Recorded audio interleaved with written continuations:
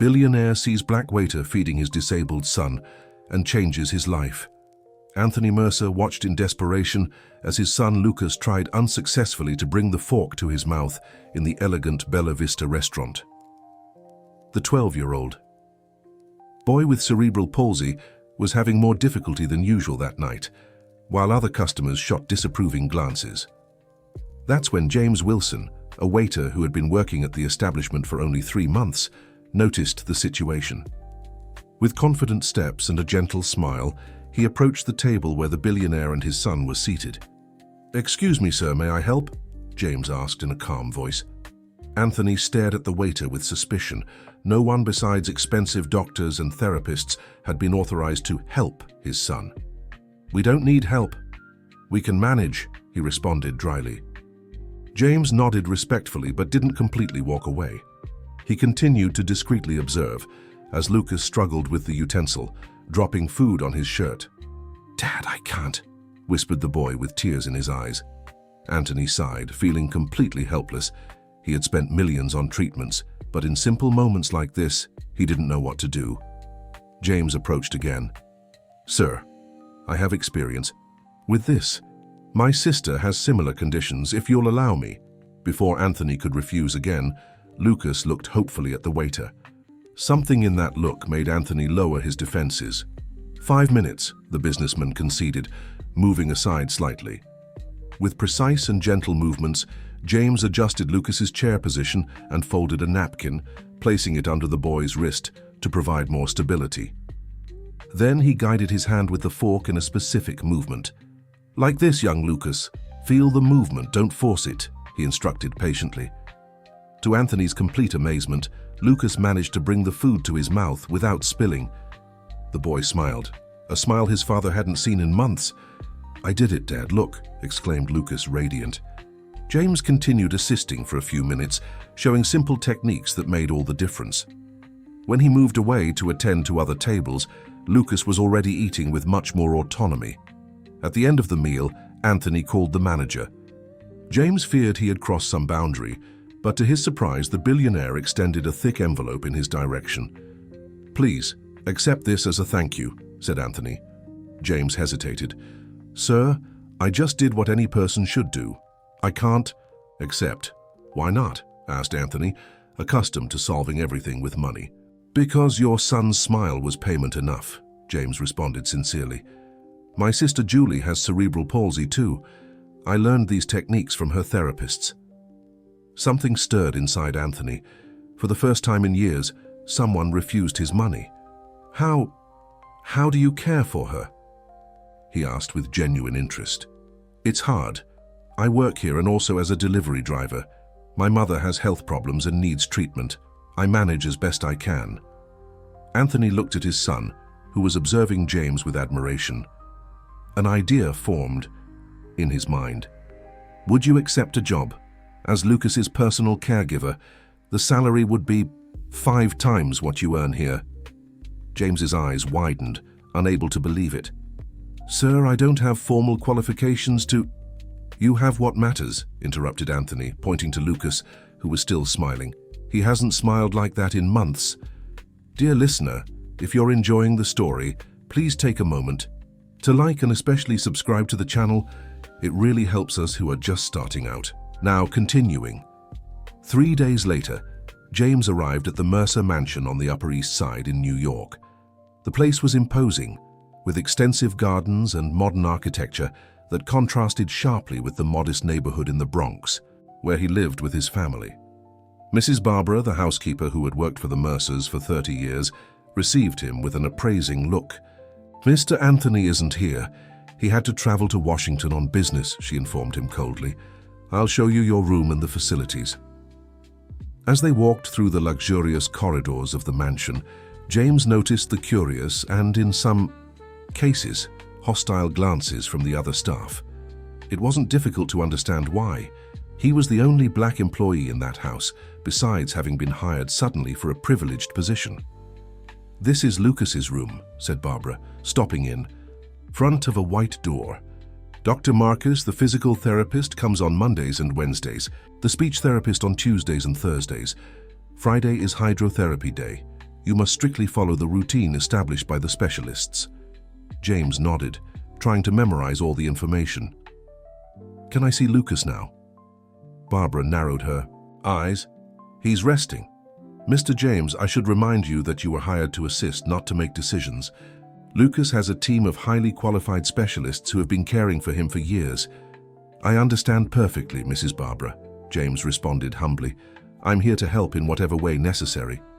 The housekeeper seemed slightly surprised by the polite response. Your room is in the staff wing. Mr. Anthony insisted that you have one of the best rooms with a private bathroom, she commented, not hiding her tone of disapproval. He should return in 2 days. Until then, I suggest you familiarize yourself with the house and learn Lucas's routine. That night, James couldn't sleep. He thought about his mother and sister, who could now have a better life thanks to the generous salary offered by Anthony. He had left part of his first advance payment with them, ensuring they would want for nothing during his absence.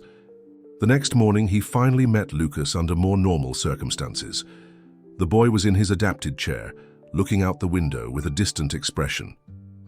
Good morning, Lucas. Remember me? Asked James, entering the room after knocking on the door. The boy's face instantly lit up. The waiter from the restaurant, he exclaimed with difficulty, but with evident joy. Did you come to visit me? Actually, your father hired me to help you, if that's okay with you, of course. Lucas smiled from ear to ear. Will you teach me to eat by myself again? That and much more, promised James. We can start right now. From that day forward, the routine at the mansion began to change subtly. James introduced small modifications to Lucas's daily activities, transforming tedious exercises into fun games. Instead of mechanically repeating the movements recommended by the physical therapist, he created games that fulfilled the same function. However, not everything was rosy. James soon realized there was resistance to his presence, especially from Mrs. Barbara and some other long-time staff members. Small incidents began to happen: altered medication schedules, adapted equipment that mysteriously disappeared, messages that never arrived. One morning, Dr. Marcus arrived furious for the physical therapy session. Why hasn't Lucas done the exercises I recommended? He questioned, staring at James with hostility. He did, Doctor, James calmly responded. We just modified how they were performed. Modified? Who gave you the authority to modify my prescriptions? The physical therapist raised his voice. Oh, you don't even have training in the field. Lucas, who was present, interrupted. Dr. Marcus, look what I can do now. To the doctor's surprise, the boy managed to raise his arm and hold a ball, a movement that previously required great effort. How did you accomplish this? Asked the specialist, astonished. James taught me to think about the movement differently, explained Lucas, proud. I imagine I'm playing basketball, Dr. Marcus carefully observed as Lucas demonstrated other progress. At the end of the session, he called James for a private conversation. I have to admit, I'm impressed, he confessed. Lucas has shown more progress in the last 2 weeks than in the previous 6 months. Thank you, Doctor. I just adapted what I learned caring for my sister, explained James. Sometimes a different approach can make all the difference. Interesting, murmured the specialist. I'd like to learn more about these adaptations. Perhaps we can collaborate instead of compete. That small victory gave James the confidence he needed. As the weeks passed, other professionals who attended to Lucas began to notice the progress and gradually became more open to the caregiver's suggestions. When Anthony returned from his trip, he was impressed with the changes in his son. Lucas was more communicative, could perform simple tasks with greater independence, and most importantly, smiled more. How did you accomplish this? Asked the billionaire, watching his son manipulate adapted cutlery during dinner. It wasn't just me, sir, James responded modestly. Lucas always had this potential. We just created an environment where he feels confident to try. Anthony nodded, thoughtful. For years he had invested fortunes in renowned specialists, state-of-the-art equipment, and experimental treatments. However, the most significant progress came through James's simple techniques and humanized approach. You're a surprising man, James Wilson, commented the businessman. I just do my best, sir. And how is your family? Your mother and sister, are they well? The question caught James by surprise. He didn't expect the billionaire to remember details of his personal life. They're better now thanks to the salary you pay me. My mother started treatment for rheumatoid arthritis, but... James hesitated, not wanting to seem ungrateful. But, Anthony insisted, she'll need surgery soon. It's an expensive procedure, but I'm saving up. Anthony made to say something, probably to offer financial help, but was interrupted by the sound of the doorbell. Mrs. Barber appeared in the dining room with a tense expression. "Sir, Mrs. Helen is here." Anthony's face visibly paled. Helen was his ex-wife and Lucas's mother, who had left for Europe 5 years ago after their son's diagnosis. Since then, she had maintained only sporadic contact, usually through lawyers. "Dad, did Mom come?" asked Lucas with a mixture of hope and apprehension. Before Anthony could respond, Helen Mercer entered the room with the elegance and imposing presence that had always characterized her. She was a stunning woman, with impeccably styled brown hair and designer clothes that revealed her luxurious lifestyle in France. "Lucas, my love, how you've grown," she exclaimed, approaching to kiss her son, who remained rigid-faced with the unusual gesture. Then she directed a cold look at her ex-husband. "Anthony, we need to talk in private." The businessman nodded, excusing himself to James and Lucas. As they walked away, Helen cast a questioning look at the caregiver, clearly intrigued by his presence at the dinner table, a privilege rarely granted to staff. After Lucas was taken to his room, James couldn't help but pass by the office door, from which raised voices escaped. "A caregiver without formal qualifications? Seriously, Anthony?" Helen's voice sounded indignant. "You leave our son in the care of an excellent professional who achieved more progress in 1 month than all the specialists you recommended in years," Anthony completed with unusual firmness. "Don't be ridiculous. Lucas needs the best specialists, not charity disguised as assistants." James felt his stomach sink. He knew his presence caused discomfort among some staff, but hearing those words from Lucas's mother hurt in a particular way. "Helen, you abandoned Lucas when he needed you most." Anthony's voice now sounded dangerously controlled. "Don't come now questioning my decisions about his welfare." "I didn't abandon him," protested Helen. "I needed to distance myself to process everything. You know it was never easy for me. And was it easy for Lucas? Or for me?" A tense silence followed those words. "I'm back now," Helen finally declared. "And I want to resume my role in our son's life." "That's unexpected. What changed?" "Maybe I realized some things during my absence," she responded in a softer tone. "And maybe I also heard about Lucas's extraordinary progress in recent weeks." James moved away silently, not wanting to be discovered eavesdropping. That night, lying in his bed, he reflected on the impact Helen's return might have on his work with Lucas. If she decided to reassume control over her son's care, his position would possibly be threatened. Dear listener, if you're enjoying the story, please take a moment to like and especially subscribe to the channel. It really helps us who are just starting out. Now, continuing. In the weeks that followed, tension in the Mercer mansion increased considerably. Helen established herself in the guest room, announcing her intention to stay as long as necessary to ensure Lucas's well-being. In practice, this meant constantly and critically supervising James's work. She questioned every technique, every adaptation, every moment of progress, attributing them to coincidence or to previous treatments that were finally taking effect. "Mr. James, don't you think you're overloading Lucas with so many activities?" she asked one day while observing a session of adapted exercises. "Actually, Mrs. Helen, Lucas has responded very well to this routine. Dr. Marcus himself approved this program," James responded patiently. Perhaps, but at the Swiss clinic I recently visited, they recommended a much more conservative approach." James took a deep breath before responding. "Each case is unique, Mum. What works for one patient may not work for another. Lucas has shown an excellent response to more challenging stimuli, as long as they're presented in a playful way." Helen narrowed her eyes, clearly irritated at being contradicted by an employee.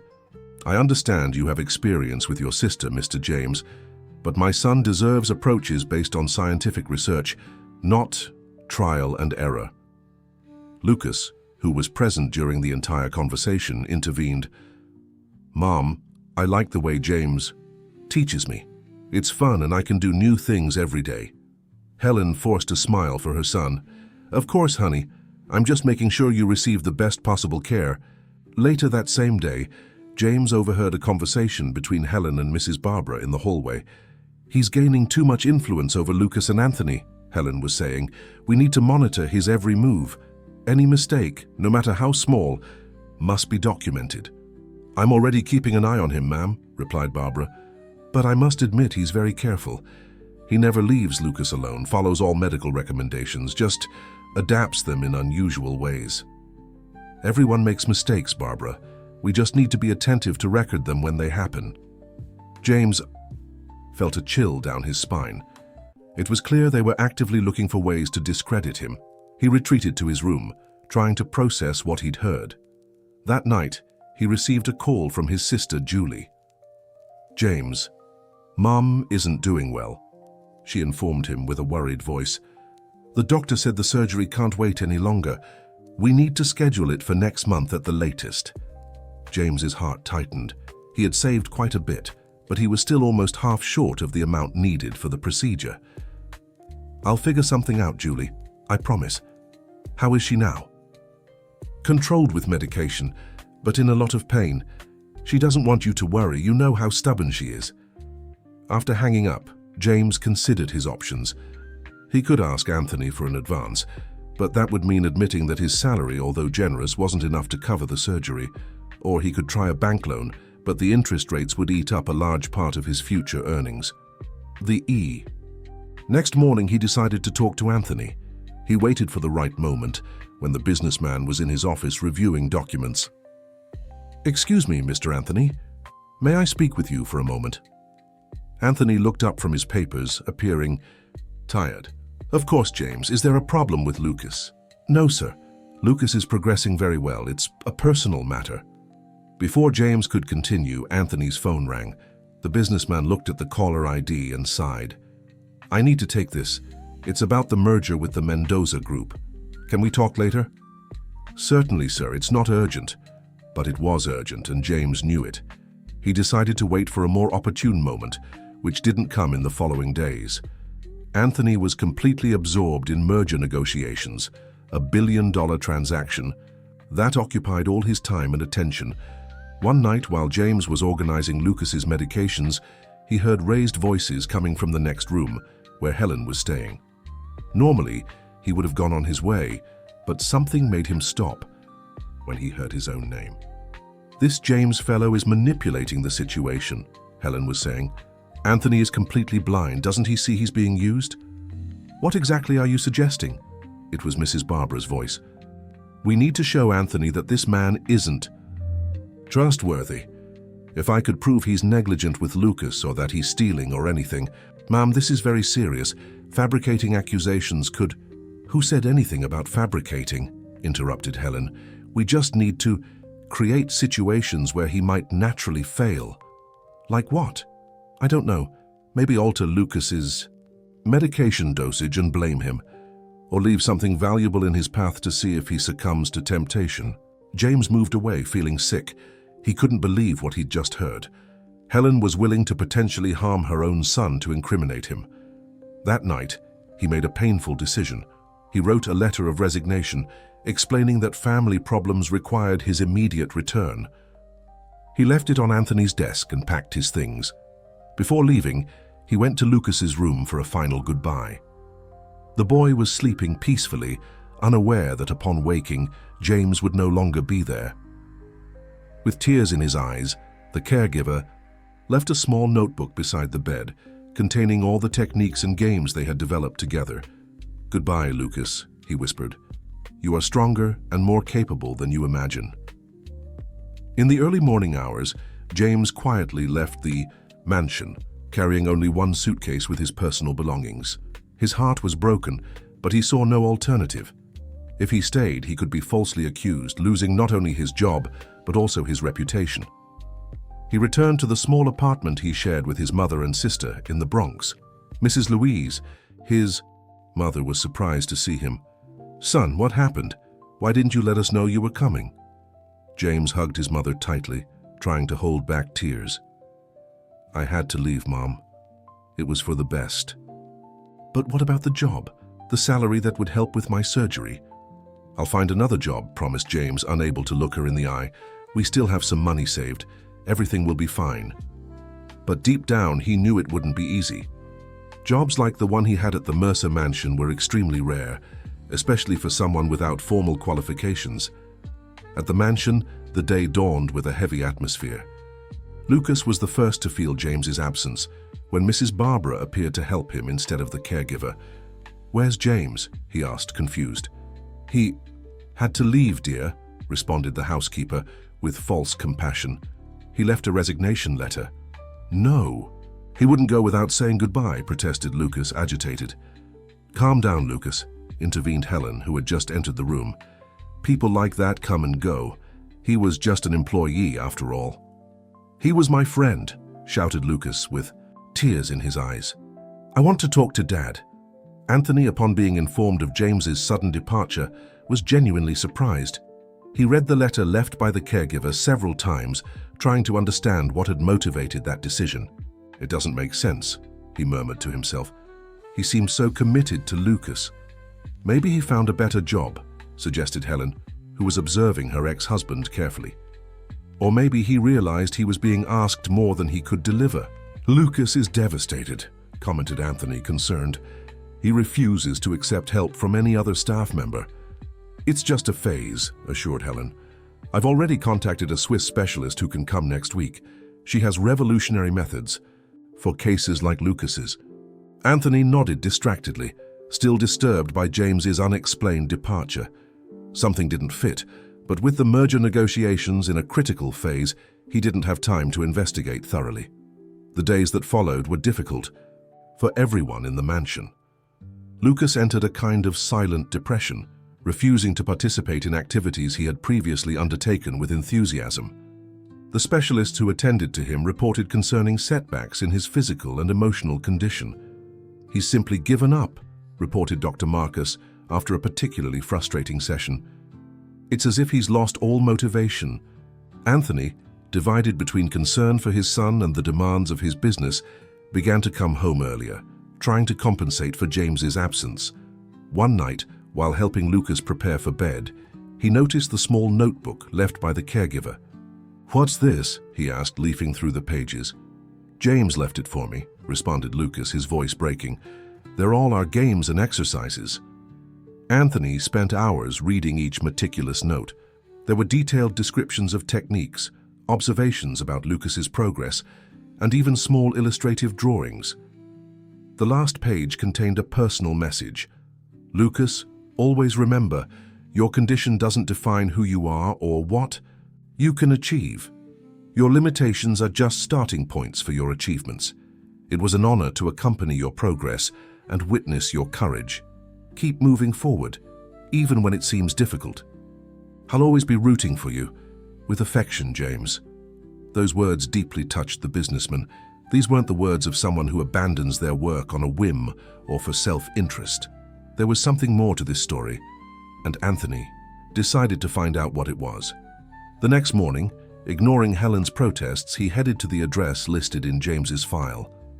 After navigating through narrow streets in a humble neighborhood in the Bronx, he arrived at a small housing complex. The contrast with his Upper East Side mansion couldn't be greater. He found apartment number 304 and knocked on the door. A young woman in a wheelchair answered, looking at him curiously. "Yes?" "Good morning. I'm looking for James Wilson," said Anthony, suddenly feeling out of place in his expensive suit. "My brother went out for a job interview," she replied, whom Anthony deduced was Julie. "Can I help you?" "I'm Anthony Mercer, his former employer." Julie's eyes widened in recognition. "Lucas's father. Please come in. Mom will want to meet you." The apartment was small but impeccably clean and organized.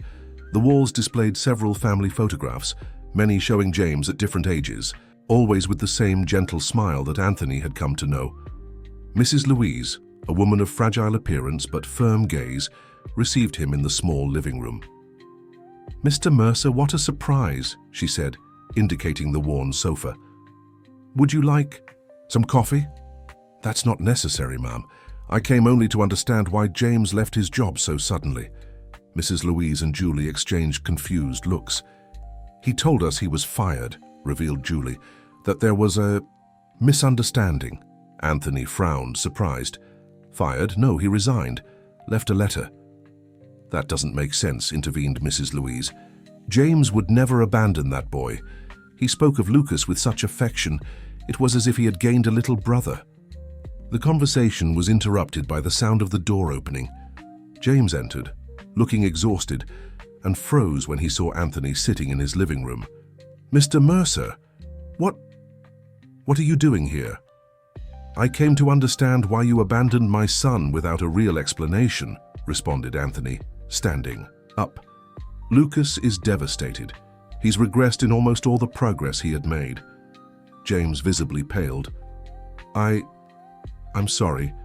I had no choice." "There's always a choice, James. I thought you cared about Lucas." "And I do," exclaimed James with genuine emotion, "more than you can imagine." "Then why?"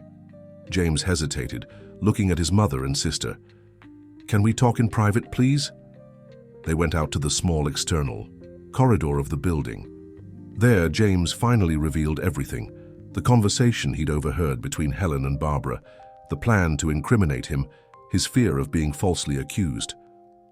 "Understand, Mr. Mercer, if I were accused of negligence or theft, I would not only lose my job but any possibility of working as a caregiver again. I couldn't risk it." Anthony listened to everything in silence, his face hardening with each word. "Why didn't you come talk to me?" "You were busy with the merger, and, honestly, I wasn't sure if you would believe me over your son's mother." That hurt, but Anthony recognized the truth in the observation. He probably would have, at minimum, doubted. "And your mother?" "Julie mentioned something about a surgery." James sighed. "Advanced rheumatoid arthritis. She needs a surgery that costs almost $100,000. I was saving up, but now—" "Is that why you wanted to speak with me that day in the office?" "Yes, I was going to ask for an advance. But after I heard Mrs. Helen's plans, I thought it better to leave before they could harm me." Anthony was silent for a few moments, processing everything he had discovered. "James, I made a mistake in not noticing what was happening in my own home," he finally admitted. "Lucas needs you. I need you. Mr. Mercer, I don't know if I can go back. The situation with Mrs. Helen—" "Leave Helen to me," assured Anthony, with determination. "As for your mother's surgery, consider it taken care of. I can't accept—" "It's not charity, James," interrupted the businessman. "It's an investment in my son's well-being and a way to make amends for not having been more present." 2 days later, Mrs. Louise was admitted to one of the best hospitals in New York. The surgery was scheduled for the following week, with a renowned medical team selected by Anthony himself. James, after much reflection, agreed to return to the Mercer mansion, but with some conditions. He would have autonomy to implement his program of activities for Lucas and could bring Julie for regular visits as part of the boy's social therapy. Anthony agreed to everything, but he knew the biggest challenge would be Helen. When he communicated his decision to bring James back, the reaction was exactly what he expected. "Have you lost your mind?" she exclaimed, furious. "Bringing back an employee who abandoned his post without explanation?" "He had reasons, Helen. Reasons that have a lot to do with certain conversations you had with Barbara." Helen slightly paled. "I don't know what you're talking about." "Yes, you do. And know that if anything happens to James or Lucas under suspicious circumstances, I'll know exactly who to hold responsible." "Are you threatening me, Anthony?" "I'm protecting my son," he responded firmly. "Something you should have done from the beginning instead of running off to Paris when things got difficult." Helen recoiled as if she'd been slapped. "You don't understand. You never understood." "Maybe not, but I understand that Lucas needs James, and that's enough for me." James's return to the mansion was received with joy by Lucas and with mixed reactions from the other staff. Barbara, aware that Anthony was now attentive to her actions, kept her distance, limiting herself to fulfilling her obligations without interfering in the boy's care. Helen, surprisingly, didn't leave as everyone expected. Instead, she began to silently observe the interactions between James and Lucas, keeping herself on the sidelines, but always present. Dear listener, if you're enjoying the story, please take a moment to like and especially subscribe to the channel. It really helps us who are just starting out. Now continuing, in the weeks that followed, life at the Mercer mansion found a new rhythm. James resumed his work with Lucas, introducing new activities and inviting specialists to collaborate in his personalized program. The boy quickly began to progress again, making up for the time lost during the caregiver's absence. Anthony, for his part, began to reorganize his professional commitments to spend more time at home. The merger with the Mendoza Group was successfully completed, relieving some of the pressure that weighed on his shoulders. In his free hours, he actively participated in his son's therapy sessions, learning from James simple techniques he could apply during his time alone with Lucas. "Look, Dad," exclaimed Lucas one afternoon, managing to hold a pencil more firmly than usual. "I'm drawing our family." Anthony observed the colorful drawing where 5 figures could be identified. Lucas at the center, himself and Helen on one side, and on the other, to his surprise, James and a figure in a wheelchair he deduced was Julie. "That's quite a family," he commented with a smile. "James said family isn't just who has the same blood but who cares for us with love," explained Lucas with simplicity. Those words deeply touched the businessman, making him reflect on how he had neglected important aspects of life in his relentless pursuit of business success. An unexpected change occurred when Helen began to show genuine interest in the techniques developed by James. Initially suspicious, the caregiver maintained a certain distance, but gradually realized there was a real transformation in the woman's attitude. "Mr. James, could you teach me how to help Lucas during meals?" she asked one day with unprecedented humility. "So of course, Mrs. Helen," he responded, surprised. "Would you like to start now?" During the improvised lesson, Helen showed herself to be attentive and willing to learn. At a certain point, when Lucas managed to complete an especially challenging task, she couldn't contain her tears. "I've been absent for so long," she murmured, more to herself than to others. "I've missed so many important moments." James, perceiving her vulnerability, offered a different perspective. "It's never too late to start again, Mom. Lucas has his whole life ahead of him, and you can be part of it now." That conversation marked the beginning of a truce between them. Helen never directly mentioned the plan that James had overheard, nor did she formally apologize, but her change in behavior spoke for itself. She began to actively participate in her son's routine, learning each technique with genuine dedication. Mrs. Louise's surgery was a success and her recovery was progressing well. James could now visit her regularly, thanks to the flexibility offered by Anthony. On one of these visits, he was surprised to find Helen at the hospital, chatting amicably with his mother. "Mrs. Helen, what are you doing here?" "I came to meet your mother," she responded simply. "I wanted to personally thank the woman who raised someone as special as you." James's astonishment was even greater when, the following week, Helen organized a visit for Lucas to the hospital, so the boy could meet Mrs. Louise and Julie.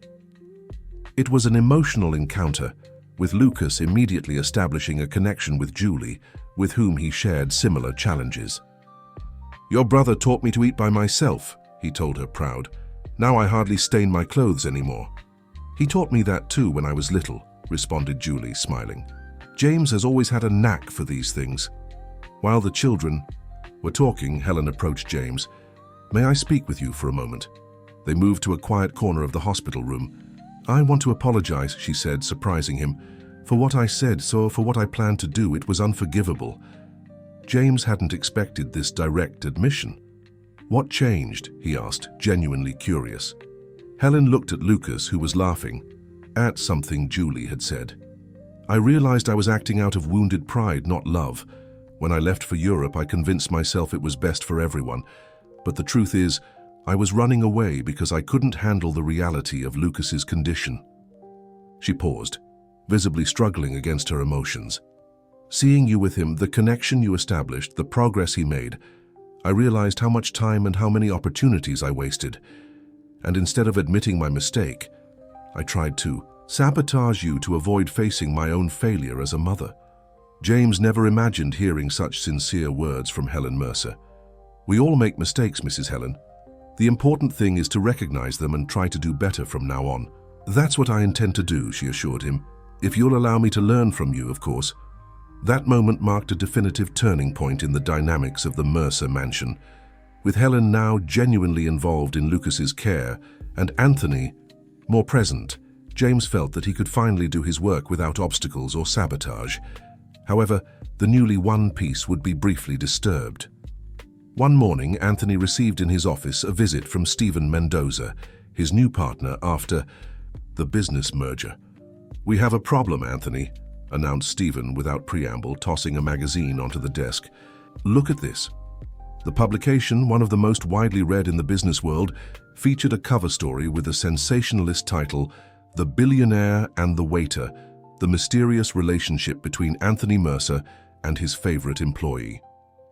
The article, full of insinuations and half-truths, suggested that Anthony's interest in James went beyond the professional relationship, questioned the motives of the businessman's excessive generosity, and highlighted the curious fact that James had been hired directly from a restaurant without any formal selection process. "Who would do this?" murmured Anthony, reading the article with increasing indignation. "The question isn't who did it, but how we're going to deal with it," responded Stephen pragmatically. "The shareholders are nervous. The company's image is at stake." Anthony closed the magazine forcefully. "I'm not going to fire James, if that's what you're suggesting. I'm not suggesting anything so drastic, but perhaps a reorganization. He could continue caring for your son, but in a more discreet manner. Less personal involvement on your part. My son has improved significantly thanks to James.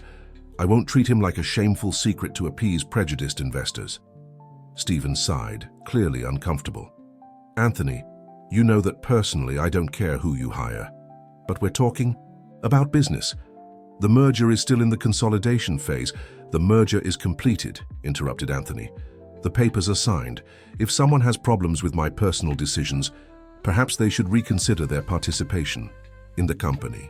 The firmness in the billionaire's voice surprised even himself. A few months ago, he would have done anything to protect his business, even if it meant sacrificing people. Now, the prospect of harming James or setting back Lucas's progress seemed unacceptable. When Stephen left, Anthony remained in his office reflecting on the origin of that article. Who would have an interest in creating that kind of scandal? The answer came faster than he expected, in the form of a call from his former housekeeper. "Mr. Mercer, it's Barbara," announced the familiar voice on the other end of the line. "I imagine you've already seen the article." "Was it you?" he asked directly, without beating around the bush. A brief silence preceded the response. "Yes, sir, I thought you should know." "Why, Barbara? After 30 years of loyal service?" "Loyal?"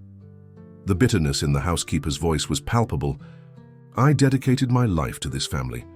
I took care of you when your parents passed away. I helped raise Lucas from infancy, and all it took was some random waiter to appear for me to be discarded." "No one discarded you," protested Anthony. "You continue to be a fundamental part of this house." "No, sir. Since that man arrived, everything changed. My opinions, my experience, nothing mattered anymore. It was always, 'James said this,' or 'James does it like that.'" The pain in Barbara's voice was real, and Anthony realized with discomfort that he had completely ignored the housekeeper's feelings during the entire transition. "I'm sorry if I made you feel devalued, Barbara. That was never my intention." "It's too late for apologies, sir. I've already given my interview, and I've already delivered my resignation letter to Helen. I'm leaving today." Before Anthony could respond, she hung up. The businessman sat staring at the phone, stunned by the situation. 30 years of loyalty ending in such a sad way. The scandal didn't take long to affect other areas. Some more conservative investors expressed concern. Long-time clients called asking about the rumors. Anthony's own family, uncles, distant cousins, began to ask indiscreet questions about the special employee. In the midst of the storm, James seriously considered leaving his job again, this time on his own initiative. "I'm causing more problems than solutions, Mr. Mercer," he said during a tense conversation. "Perhaps it would be better if I step away for a while until things calm down." "Absolutely not," responded Anthony firmly. "I won't let my son suffer again because of prejudice and pettiness." "But your company, your reputation." "To hell with the company and reputation," declared the billionaire, surprising even himself with his vehemence. "I spent years building an empire at the cost of real relationships. It took me far too long to realize what really matters." Helen, who had been silently witnessing the conversation, finally spoke up. "I have an idea," she said. "Instead of retreating, why don't we counterattack?" Both men looked at her with curiosity. "What do you mean?" asked Anthony. "Barbara exposed you publicly, trying to create a scandal. Why don't we turn this into something positive? Let's show the world the true impact James has had on Lucas's life." Helen's suggestion gave rise to a bold plan. Instead of hiding James or minimizing his importance, Anthony decided to organize a special event, a workshop on innovative techniques for children with cerebral palsy, where Lucas and other children with similar conditions would demonstrate their progress. He invited renowned specialists, families of children with special needs and, in a particularly audacious move, the press. The event would be held at the mansion itself, in the extensive gardens that were rarely used for social gatherings. James, initially apprehensive, ended up embracing the idea when he realized its potential to help other families. In the weeks leading up to the event, he worked tirelessly with Lucas to perfect the demonstrations they would do together. Julie, now recovered and more independent thanks to Mrs. Louise's successful surgery, was also invited to participate, bringing her unique perspective as someone who had faced similar challenges throughout her life. The day of the event dawned sunny, as if even the weather was conspiring in favor of the initiative. Dozens of families arrived, many bringing children in wheelchairs or with other assistive devices. The press showed up in force, attracted by the potential for a new controversy involving billionaire Anthony Mercer. What they found, however, was something completely different than expected. Instead of a scandal, they witnessed a moving demonstration of overcoming challenges and human connection. Lucas, visibly nervous but determined, climbed onto the small stage set up in the garden with James's help. "Good morning, everyone," he greeted, his voice hesitant but audible thanks to the breathing control techniques he had learned. "My name is Lucas Mercer. I'm 12 years old and I want to show you what I've learned in the last few months."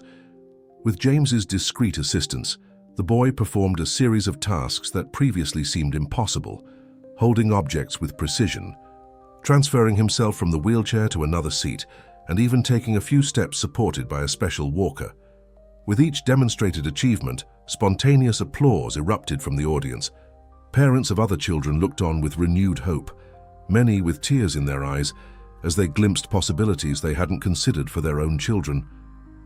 When it came time for Anthony to speak, the businessman surprised everyone with his honesty. "For years, I believed money could solve any problem," he admitted. "I hired the best specialists, bought the most advanced equipment, sought experimental treatments abroad. None of that brought Lucas the progress that James achieved. In a few months, using simple techniques based on something no fortune can buy, genuine understanding." He looked directly at the cameras and continued. "Some questioned my decision to hire someone without formal qualifications to care for my son. Others insinuated improper motivations or hidden interests. The truth is much simpler. I found someone who saw my son as a complete human being, capable of evolving and overcoming obstacles, not as a problem to be managed or a condition to be treated." Helen, seated in the front row, stood up to join her ex-husband on stage. With an emotional voice, she shared her own journey. "As a mother, I failed my son by running away when he needed me most. I convinced myself I was protecting him from my own unpreparedness, but the truth is I was protecting myself from the pain of facing our new reality. I needed to see the example of someone like James, who faces similar challenges in his own family without ever giving up, to understand what it truly means to love a child." The event, planned to last only 2 hours, extended throughout the entire Afternoon. Families shared experiences.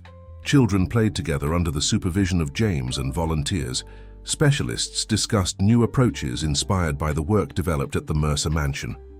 At the end of the day, what had begun as a strategy to neutralize a scandal had transformed into the embryo of something much greater. Several parents approached Anthony and James, asking if they could have access to the techniques and methodologies demonstrated. "We need to do this regularly," commented Helen, observing the positive impact of the event. "There are so many families needing this kind of support." Anthony, who throughout his life had focused exclusively on building his financial empire, felt touched by a new ambition: to use his resources to make a real difference in the lives of people like his son. That night, after all the guests had departed, Anthony, Helen, James, and Lucas sat on the mansion's veranda, exhausted but fulfilled. "Thank you," said Anthony, addressing James. "Not just for helping my son, but for helping me see what really matters." James smiled, uncomfortable with the recognition. "I just did what I believe is right. And that's exactly why I need your help for the next step," continued the businessman.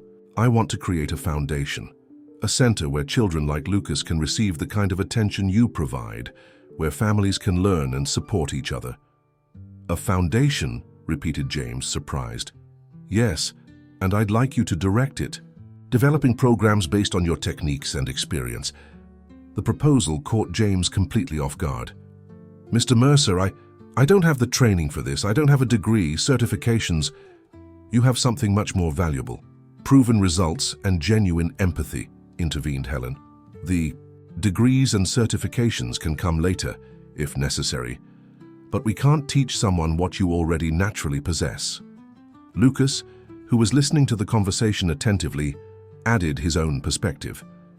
"Please, James, you could help other children like me, like Julie." That argument deeply touched James. The idea of being able to expand his impact to help other families facing challenges similar to those his own family had faced was extremely attractive. "I'd need to think about it. Consult my family."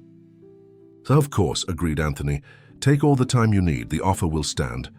In the days that followed, James reflected intensely on the offer. He consulted his mother and sister, who enthusiastically encouraged him to accept. He spoke with other caregivers, seeking different perspectives. Finally, he reached a decision.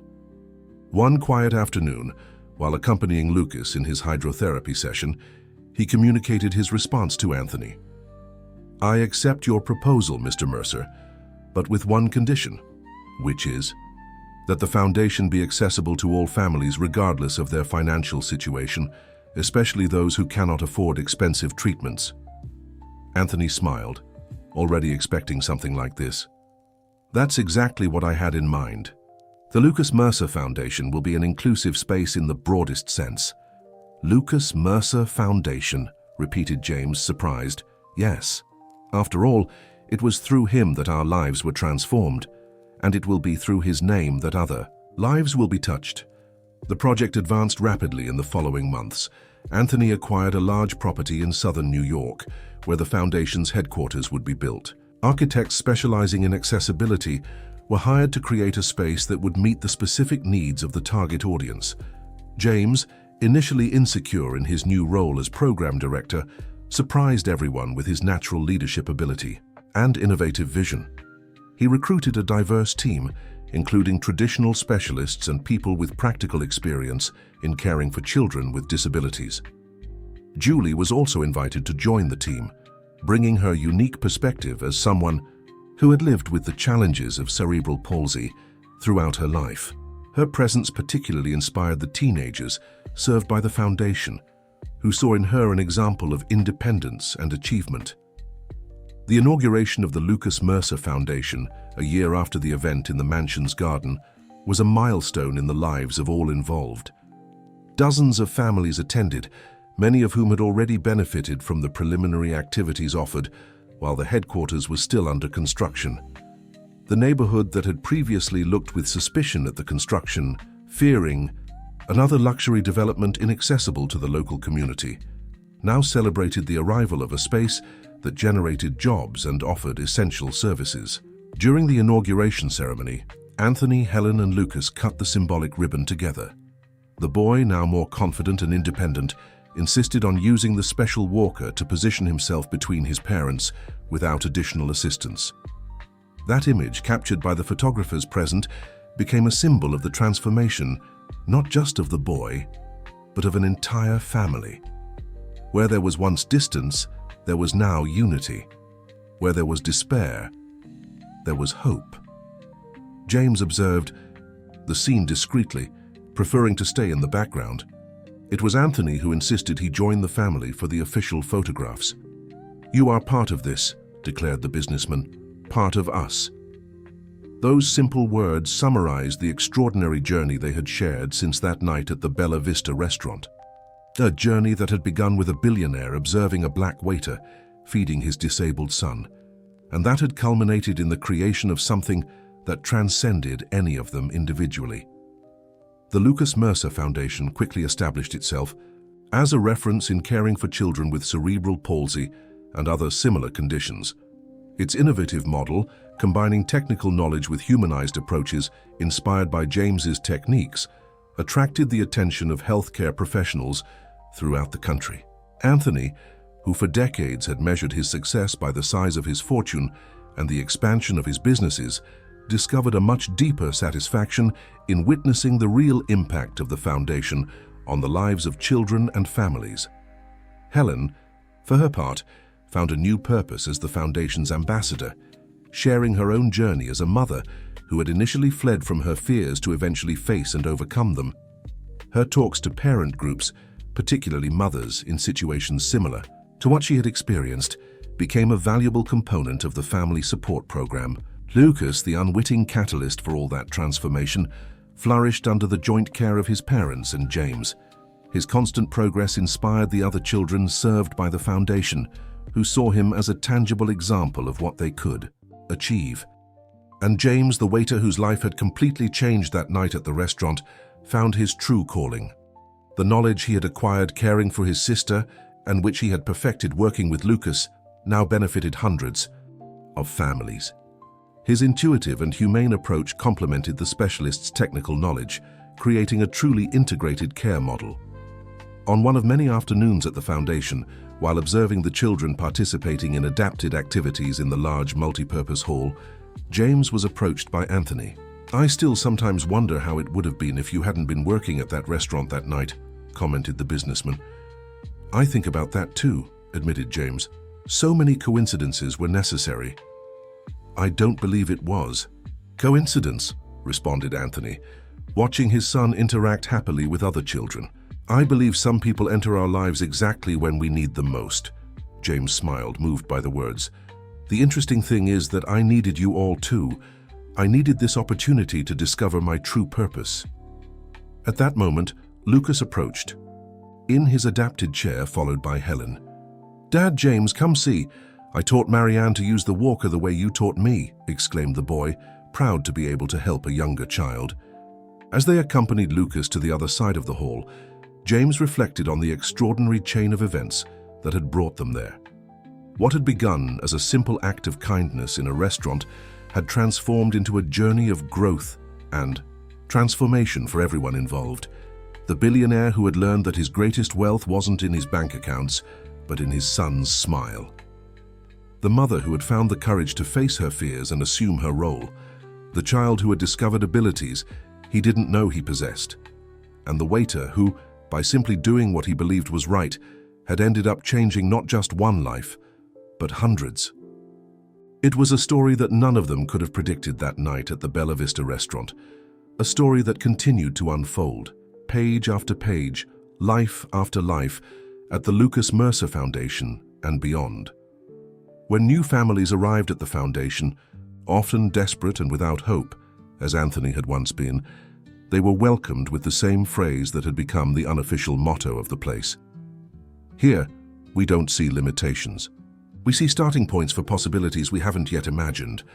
Words that perfectly summarize the extraordinary journey of a billionaire, a black waiter, and a boy who, together, had discovered that the most unlikely human connections often produce the most transformative results. The end. So what did you think of this heartwarming story of overcoming adversity? Tell us in the comments if you've ever known someone who transformed lives like James did. Don't forget to like and subscribe to the channel for more touching stories that warm the heart.